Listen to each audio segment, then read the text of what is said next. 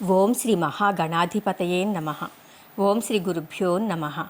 ఓం నమ శివాయ. మార్కండేయ పురాణంలో ఈరోజు గృహస్థు చేయదగిన ధర్మాలు, నిత్య నైమిత్తికాల గురించి తెలుసుకుందాము.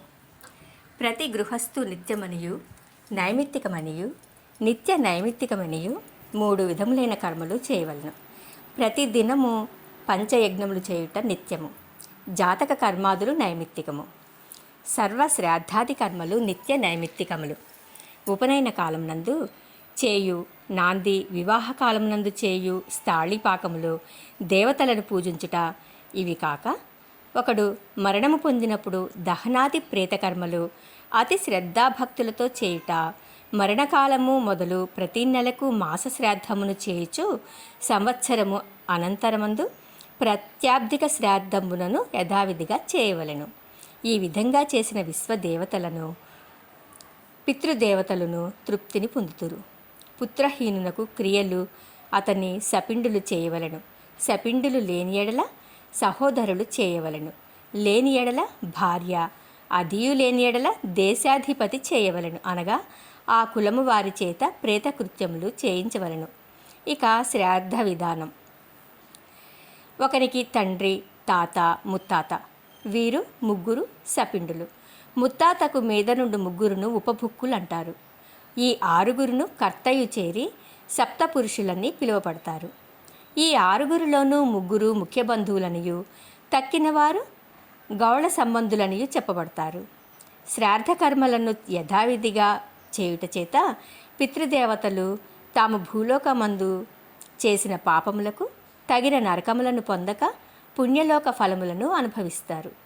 శ్రాద్ధ దినమునందు కర్త స్నానము చేయనప్పుడు కట్టుకొనిన బట్ట నుండి జారిన నీటి బిందువుల చేత వృక్షత్వము పొందిన వారును, శరీరము నుండి జారిన నీటి బిందువుల చేత దేవత్వము పొందిన వారును, పిండదాన కాలమునందు భూమియందు రాలిన కడముల చేత పశుపక్ష్యాది యోనులయందును పుట్టినవారును, వికిరాన్నము చేత భూత పిశాచాది రూపములు పొందినవారును, వికిరాన్నము మీద విడుచు నీటి చేత సంస్కారము చేయదగినవాడై యుండి కూడా సంస్కారము లేక దగ్ధులగు వారును భుజించి తృప్తి పొందుతారు.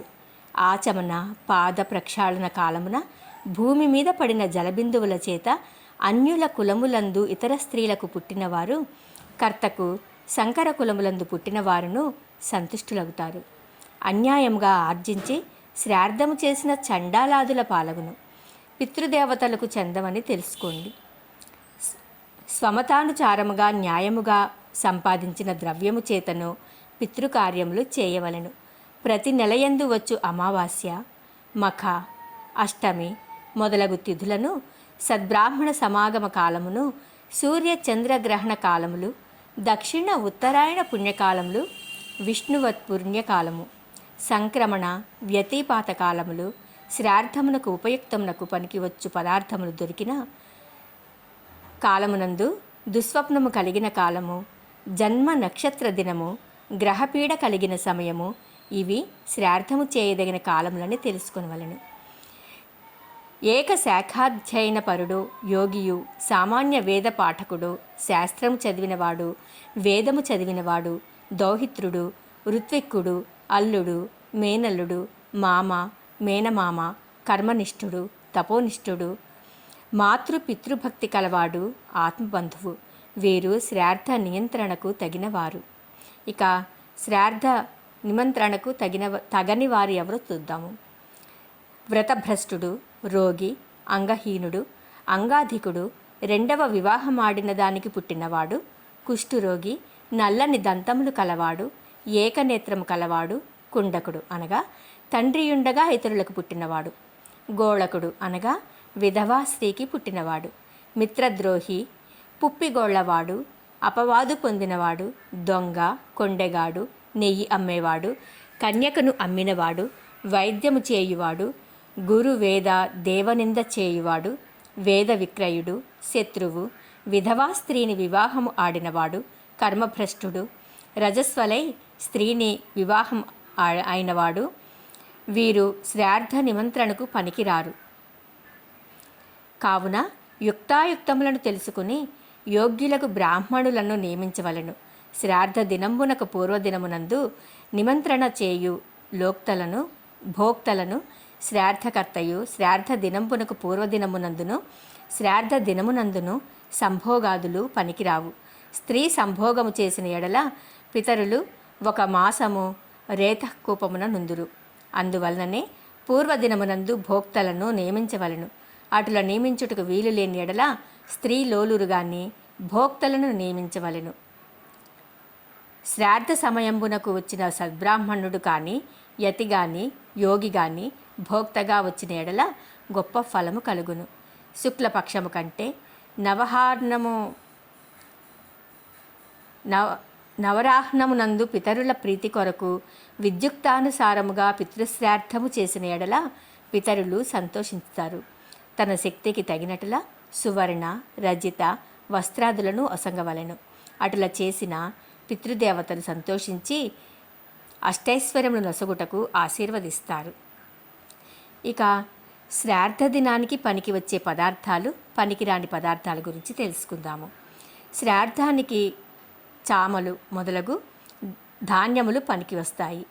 మర్కటాది ధాన్యములు, ఉల్లి, మొల్లంగి మొదలగునవి లంచముగా కానీ పతితుని చేత కానీ అన్యాయముగా కానీ కన్యను విక్రయించిన వారి వలన కానీ తీసుకొనిన పదార్థములు కానీ పనికిరావు.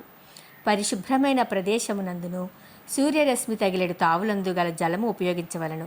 అడవి మృగములు, గొర్రె, లొట్టపిట్ట, 1 గిట్టగల జంతువులు, బర్రె, చమరి మొదలగు జంతువులు పాలు పనికిరావు.